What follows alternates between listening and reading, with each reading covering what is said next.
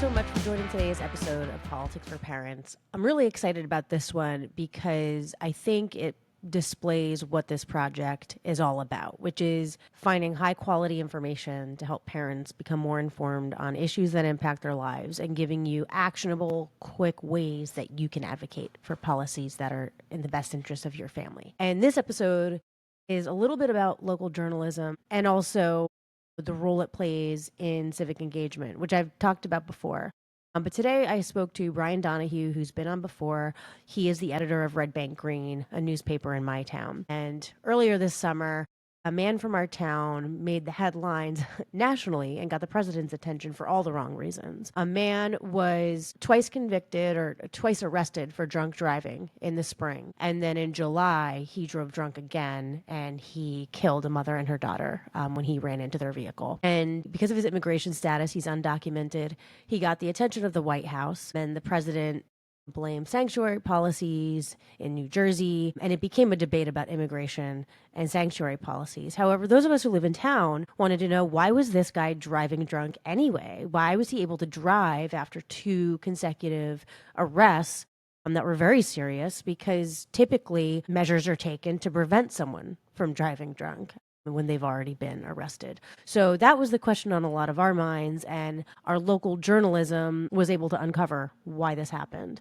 And I think it really underscores the importance of journalism and holding people accountable and shining a spotlight on places where someone dropped the ball, because someone clearly dropped the ball here. Maybe several people did, it seems. But at any rate, we have a situation now in New Jersey where a man was not adequately punished for drunk driving because of a bunch of cases that are held up in courts, as there is a challenge to, I guess, the breathalyzer that the police are using in our state.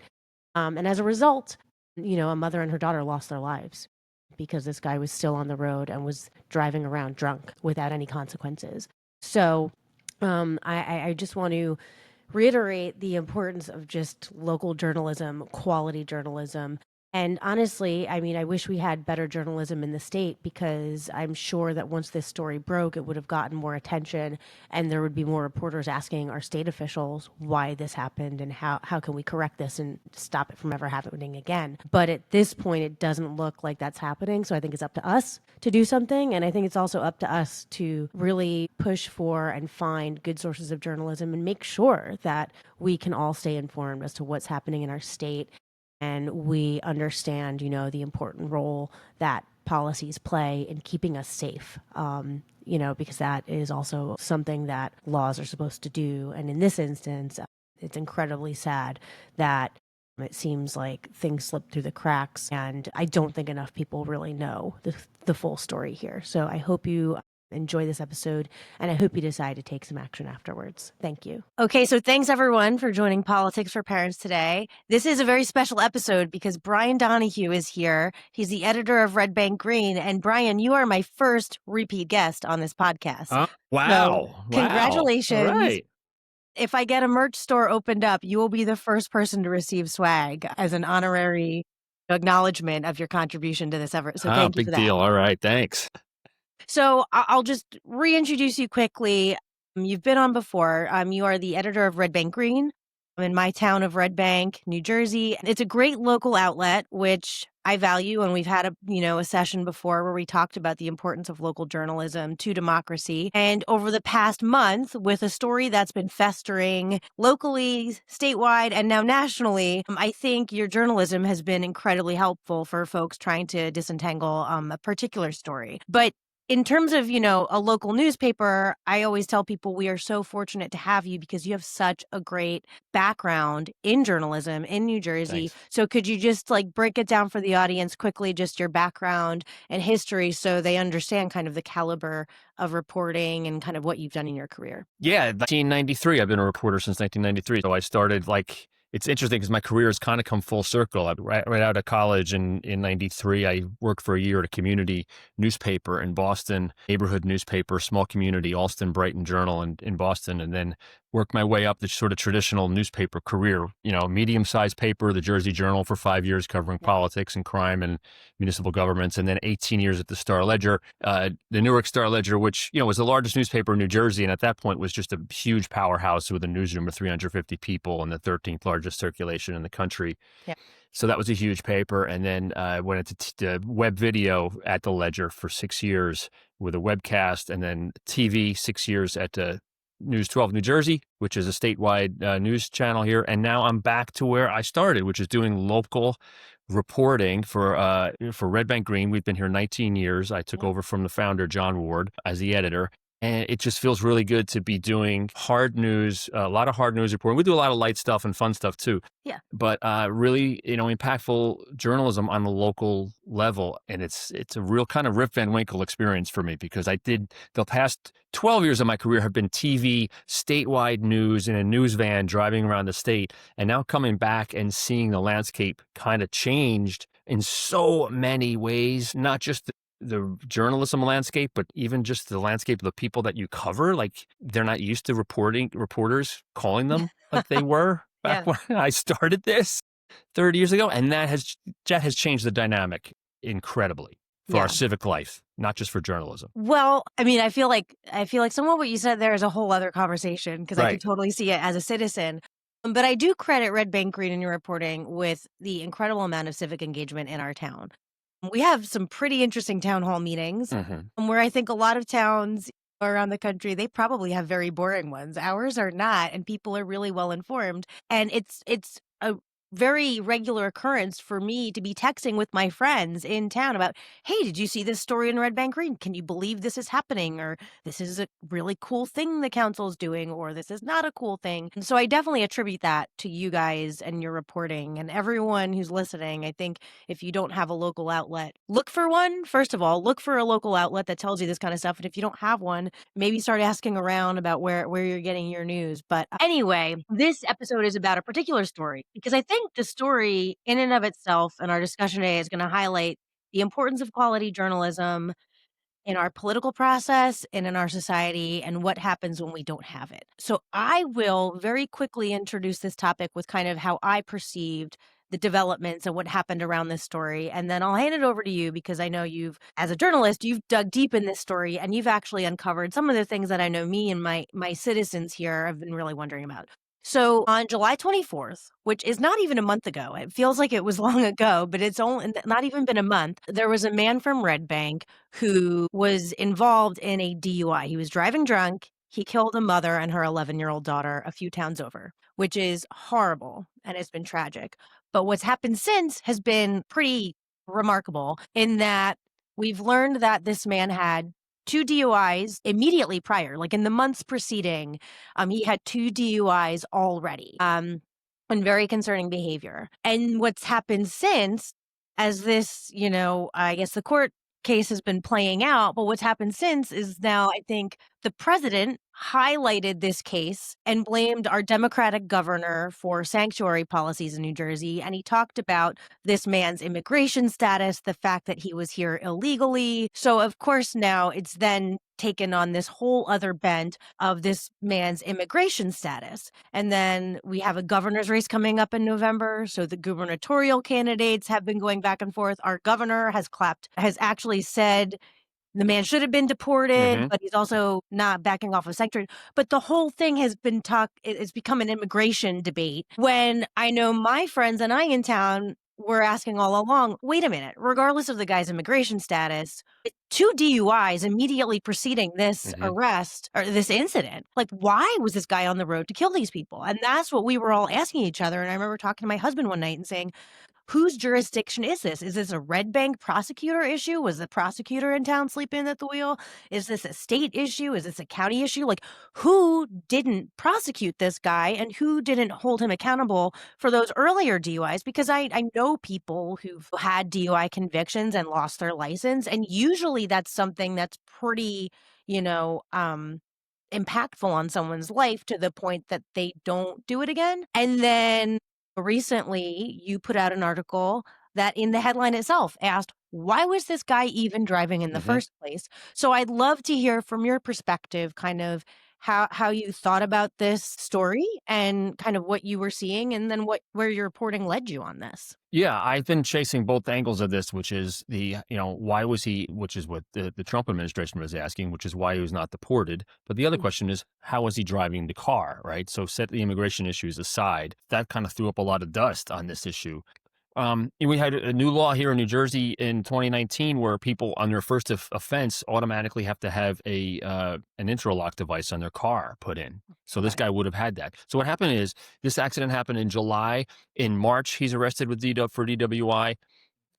Driving around my neighborhood. This is talk about local journalism. He's right on my corner, drunk driving, and he gets arrested in March, and then again in April. I actually watched the body cam video of that arrest yesterday, and he almost had head on into a police cruiser. So it was pretty egregious and it was pretty bad stuff. And as he goes to court, and what I couldn't find out was it's sort of dead ended at court. I saw on the records that he had a hearing, and then nothing happened. And then when I called, the court administrator said, "Yeah, well, everyone's blaming the judge for letting this guy go, but every case in New Jersey involving these breathalyzers is on hold." And I couldn't believe what she's telling me. I was like, "Are you?" Wait, she says, "Yes, all the cases are on hold." So it turns out that the state introduced a new breathalyzer in 2023 as a test case. They chose Monmouth County, which is our county, and Red Bank was one of the towns that was chosen to test this new breathalyzer. The old one was being phased out by the manufacturer. They needed a new one.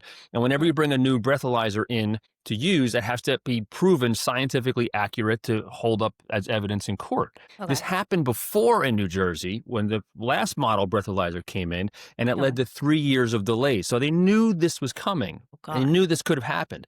And yet, when they introduced this, so there's a court case, there's a challenge. It's called State v. Cunningham. The woman's last name is Cunningham in the case. And then it goes to State Supreme Court, assigns a special master, an appellate court judge, to review this, hold hearings, evidentiary hearings, where witnesses are called in this process to prove that the breathalyzer actually works and can be upheld in court. 26 months that process has now gone on for. And in the meantime, the state Supreme Court has put a hold on any case in which breathalyzer information evidence is the primary evidence. Now, you can be other evidence. The guy might have said, "I just drank 3 bottles of vodka. You got me, officer." That might work. But most of these cases rely on breathalyzer information. And it's not breathalyzer. It's called the ALCO test. Breathalyzer is kind of like the name of the old machine, but we all colloquially still call it breathalyzer. So the ALCO test 9150, or it's got a number. Okay. So they're all on hold.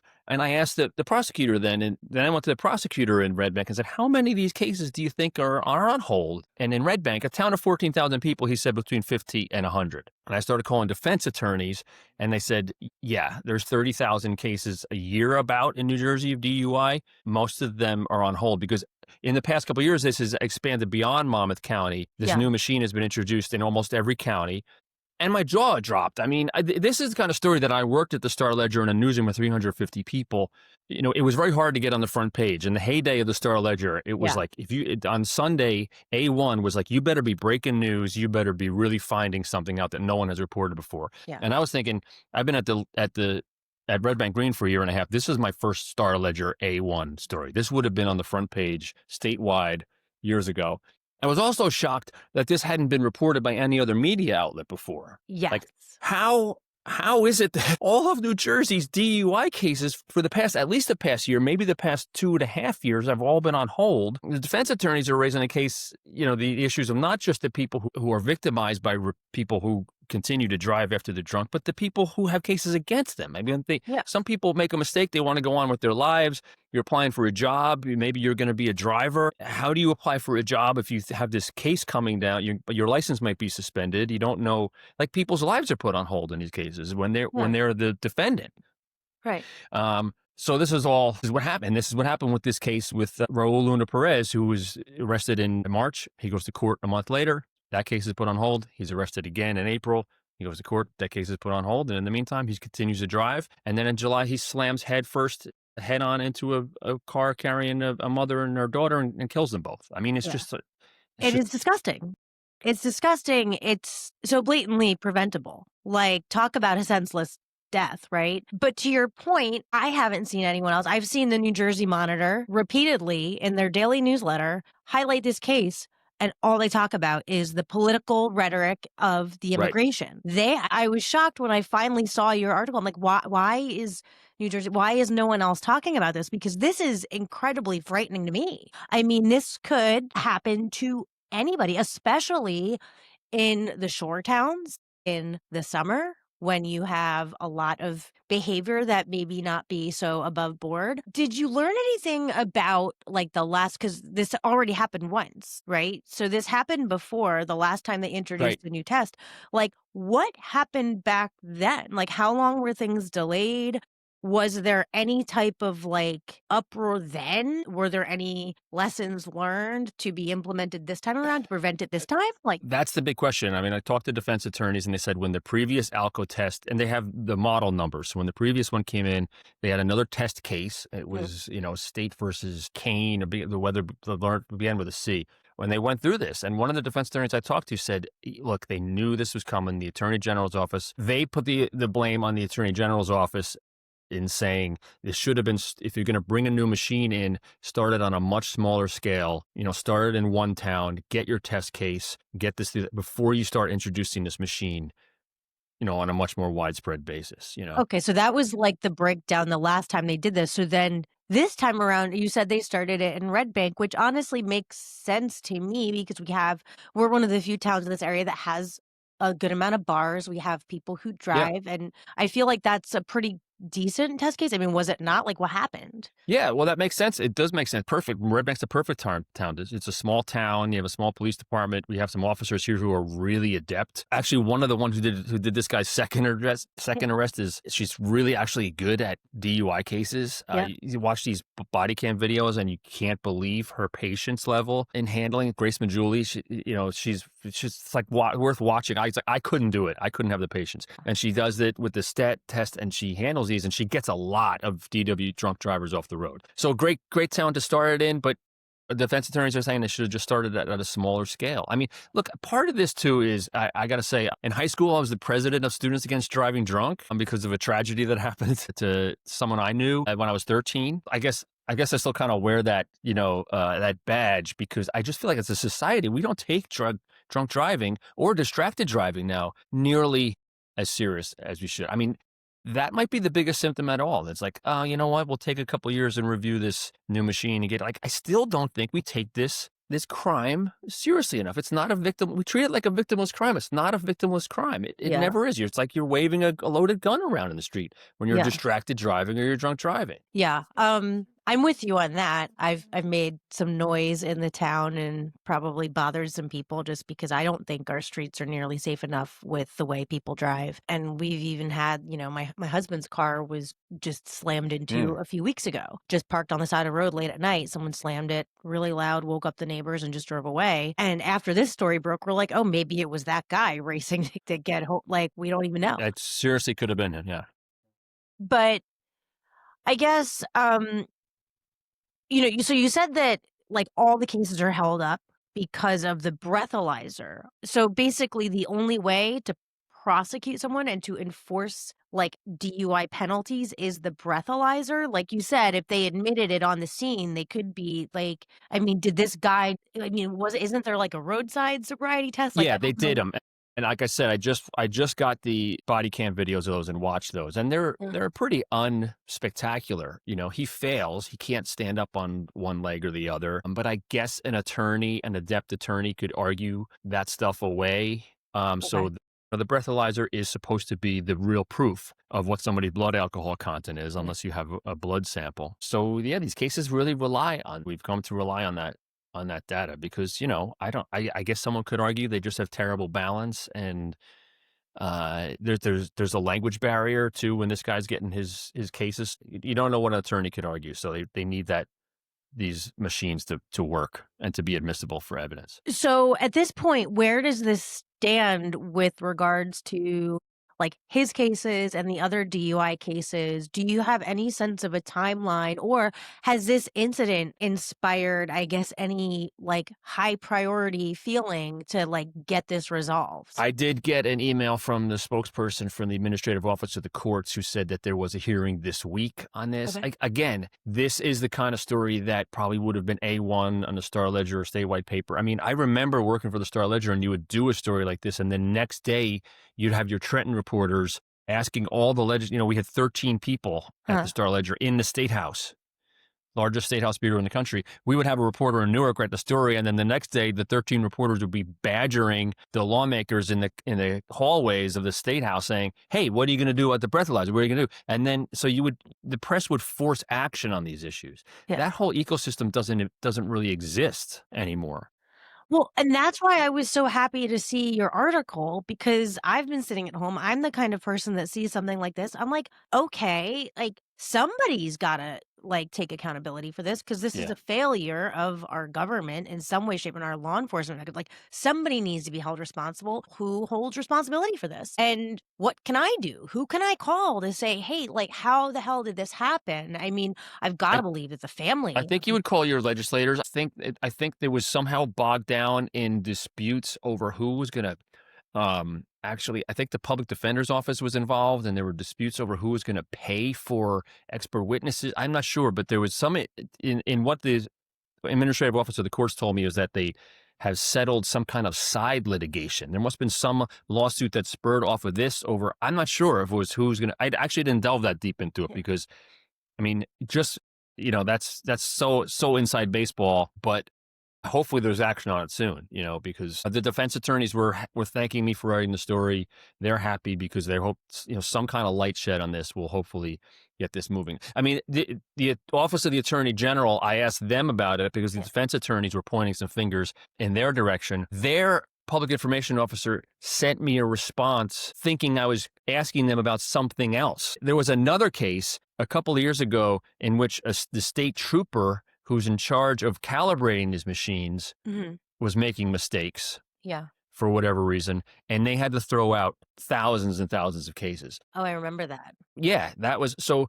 When I asked the attorney general, they thought I was asking about that. So Oh, they didn't even. I'm like, is this even on the AG's radar that there's another did you follow huge up problem? to I didn't clarify? even follow up. I had to just I was on deadline. I was like, I want to get this story, out, and Okay, yeah, I will go back at them if I do a follow up. But I was just okay. sort of like, I read the email. I was like, this is not even what responsive to what I'm talking about. You think I'm asking about the state trooper?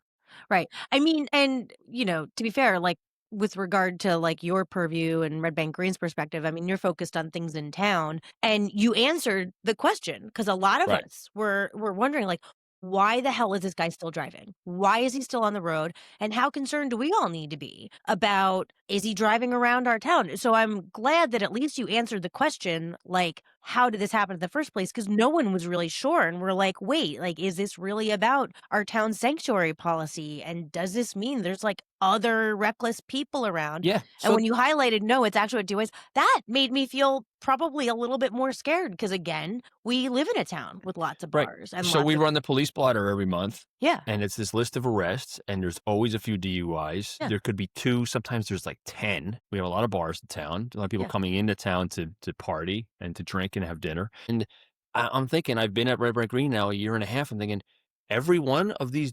DUIs that I have reported in the police blotter, probably every one, no one has had the interlock device put on their car. So that's the main primary sentence, right? In 2019, Murphy signed a bill that said we're going to suspend fewer licenses and use the interlock, require people to blow into a thing so they can, because that's proven more effective at preventing drunken driving. Suspend someone's license, studies have shown they're just going to drive with a suspended license. So Yeah. if you really want to protect the public, it makes some sense. They allow people to now plead bargain DUIs, which I don't agree with, but that's another part of it that you could argue about. But anyway, I'm thinking all these people in this police blotter that I've been writing, all these DUIs, they're still driving around with no That's interlock, probably because of this.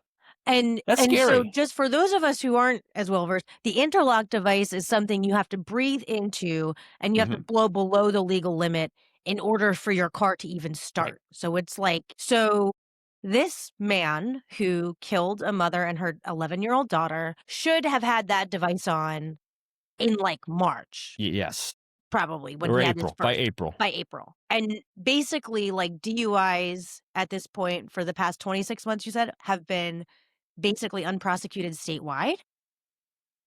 Yeah, it's hard to get a gauge on it, but I'm told it's statewide. Okay.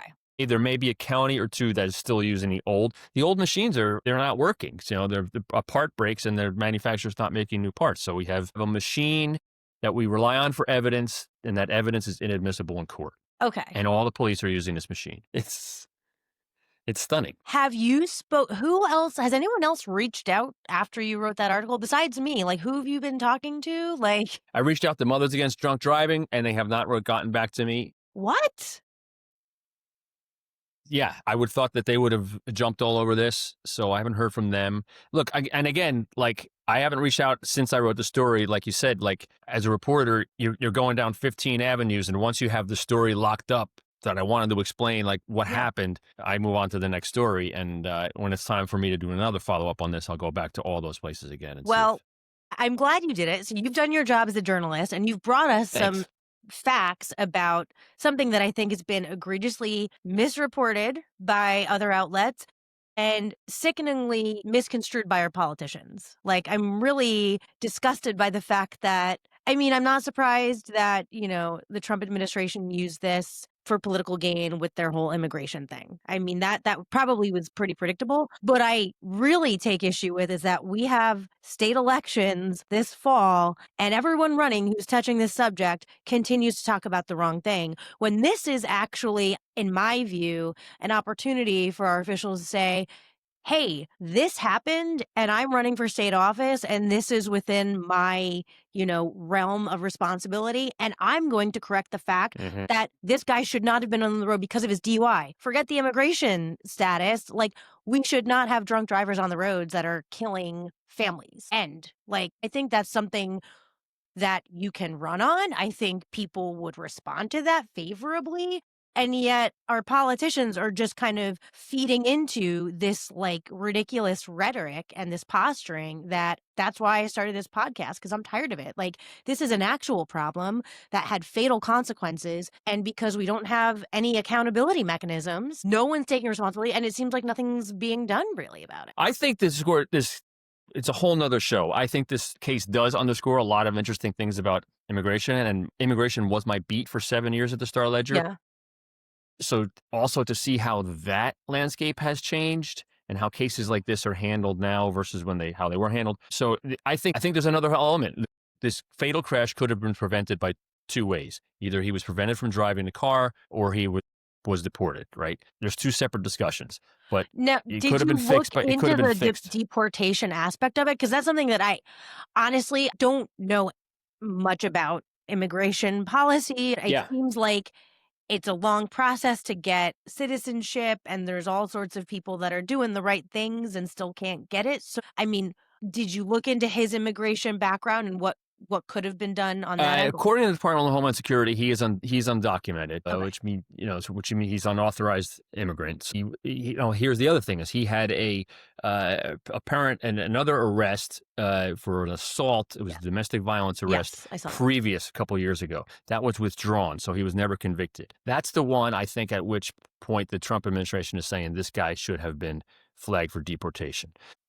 The state has a policy called the Immigrant Trust Directive here in New Yeah. Jersey, which is that's the Trump administration creates this sanctuary idea. They call it a sanctuary state, and that says that police cannot cooperate with immigration authorities. But now you have the governor pointing the finger back at Red Bank saying he should have been deported, and nothing in the Immigrant Trust Directive prevents someone of a violent crime from being reported to immigration authorities. So Okay. it's really interesting. There's a really interesting debate there as well. It's a whole nother issue. I could go into it at length, and I'm still looking at that too. I mean, the story I had last week was why was he allowed to drive? My next story might be why wasn't he deported? Yeah, because that was another thing too, is that I was a proponent of the welcoming resolution or whatever. I supported that when it was up back in the first Trump administration because we do have a lot of immigrants in town and a lot of undocumented people.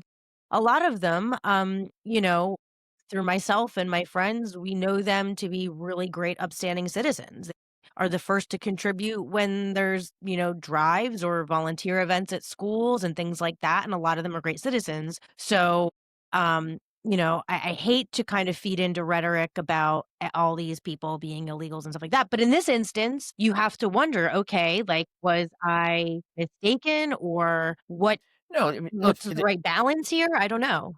immigrants are like the general population. A small Yeah. percentage of them do bad things Yeah. and probably should go. Now, I will say that since I covered immigration in the 2000s, you had had much policy was made by people, John McCain and Ted Kennedy, who were kind of staking out this middle ground that said, let's try to get the legal pathway for people who are here to work.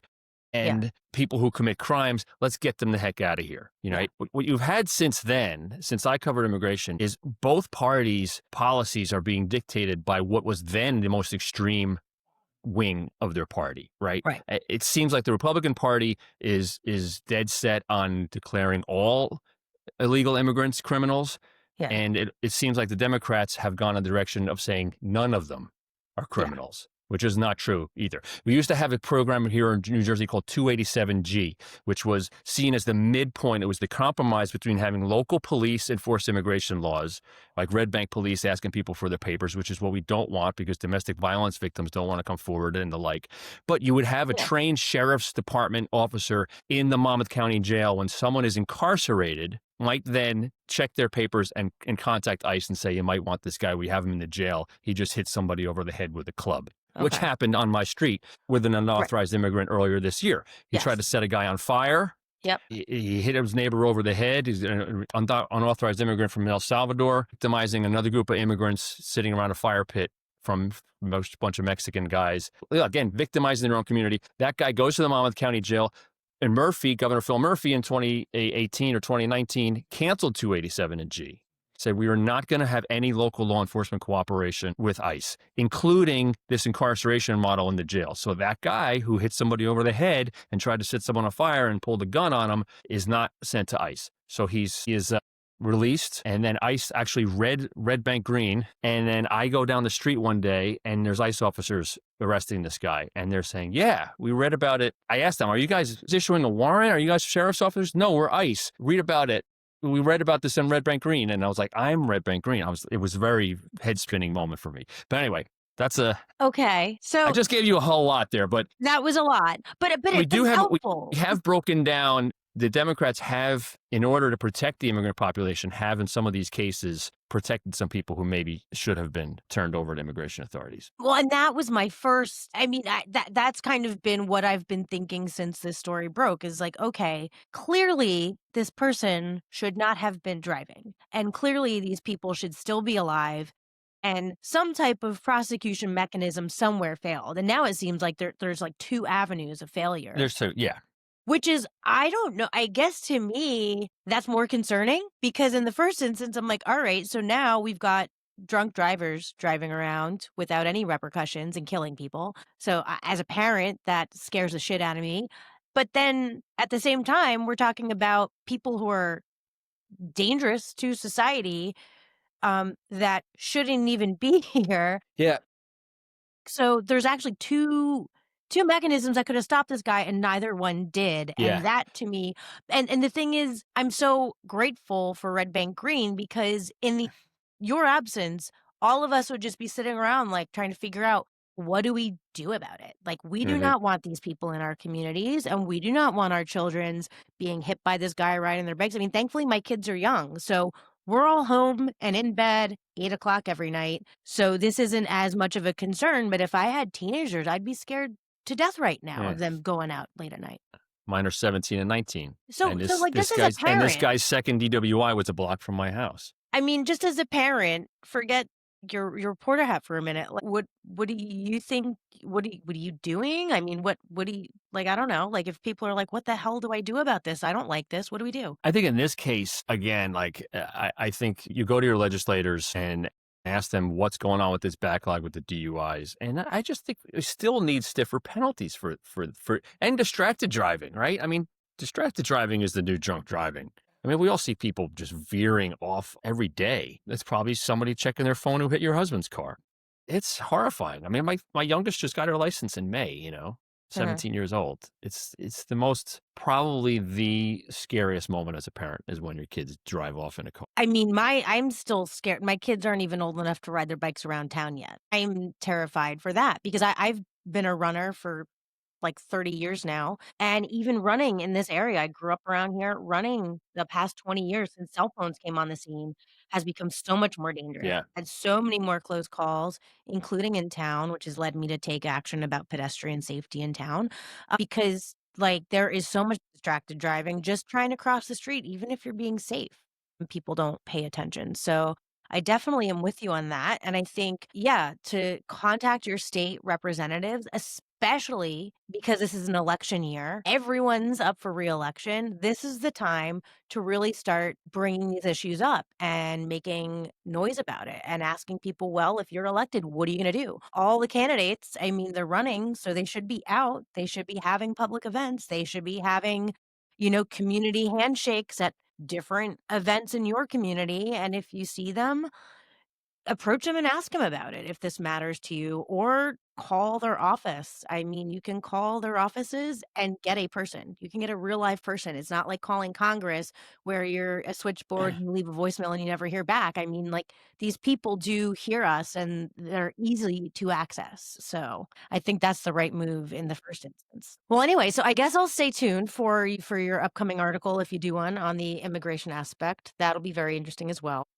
It was fascinating, I have to say, to see the governor who issued the immigrant trust directive say that this guy should have been deported. Did Because he it, take aim at Red Bank specifically, or no, but I'm not sure who he said. There's nobody else who could blame, right? I mean, the only people who saw this guy is the Red Bank Municipal Court and Red Bank Police Department. But the state policy is he's kind of in a gray area. It's this, a person for violent crimes convicted. This guy was never convicted. The charges were dropped. So were the Red Bank Police supposed to call immigration, say we got this? Yeah, like, it's a very gray area, in this whole thing. He falls into a very gray area in terms of even whether I should have been called by anybody well, and yes, I guess that's under the why I state kind of, policy. like, set the immigration issue aside Yeah, because it's that does almost too seem to be the much. case. With the DUI, like, I was like, "Forget what this guy's immigration status Right, is." right. You Why need to like, talk about these two separately. like, that's It's it, just too like, much. the DUI is really, like so, that's again, I mean, at the heart of this is that we have someone with 2 incredibly obvious, blatant, aggressive DUIs. I mean, he wasn't just swerving on the road, like, he almost hit a police car. I guess the thing with the DUI issue is, regardless of what you think of your politics on whatever it's so much more clear cut and seems so much more fixable to have this guy not driving or have an interlock device in his car to prevent this than to settle the whole immigration mess. It's almost like you need to settle the whole issue on a national level before this guy's case is going to be figured out. But it was just seemed so preventable on that Well, level and for that's DUI. kind of why I thought it would be interesting to talk about because, I mean, first of all, people were killed, and that could have been prevented if this guy had been prosecuted appropriately and charged and given the appropriate punishment, which is supposed to be happening, or maybe we all think was happening, and now we're all learning that these people aren't being, prosecuted or punished, or I don't know what the technical term is, but that was news to me.